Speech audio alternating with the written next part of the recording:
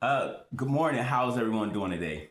Hopefully, we all doing good today. Hopefully, we're doing well. So, I just want to give this crazy fact that I read in this book, and I just want to share with you guys. So, the book by Michael Harriot, The Black A of History, the Unwhitewashed Story of America.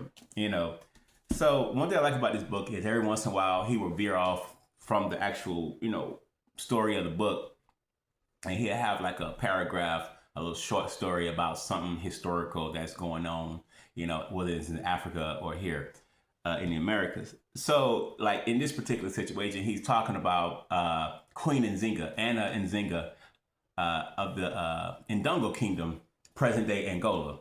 So, I'm pretty sure a lot of you guys know, our Black history buffs knows who Queen Nzinga is. So let me just get right to the crazy part about this story. So when her dad, King Kalonji, dies of Ndongo, her brother, right? Her brother has her sterilized and has her son killed, so she can't have an heir to the throne and can't become, queen. So she leaves and goes to the next kingdom over, which is Matamba, right?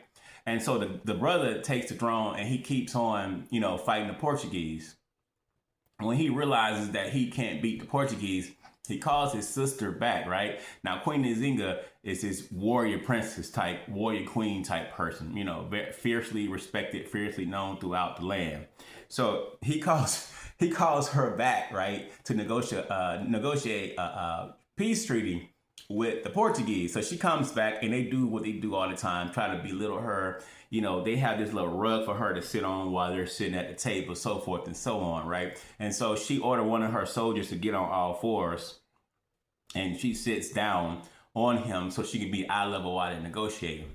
So, of course, the Portuguese renege on everything that they negotiate to stop, like stealing stuff and and slaving and whatnot. So the brother ends up dying.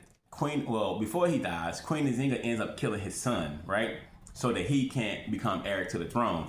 While she's in Matamba, she's building up her army, and she takes over that kingdom. Like she takes over Matamba, and she kidnapped the queen and her daughter, right? So they don't have an heir. So now she's over Matamba. Then she comes back.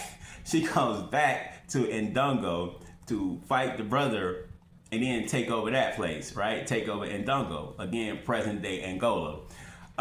So now she's ruling two kingdoms, right? So she decides to make herself king, right? She decides to make herself king.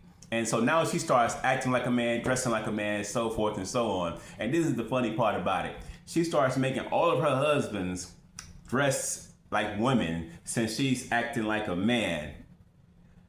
How crazy is that, right? Trans by royal decree. I just thought that was so funny, man. Like, I don't know how I could deal with that. You know what I'm saying? Making me dress like a woman by royal decree. But that was so funny, man. I just wanted to let you guys know. You guys have a nice day, okay?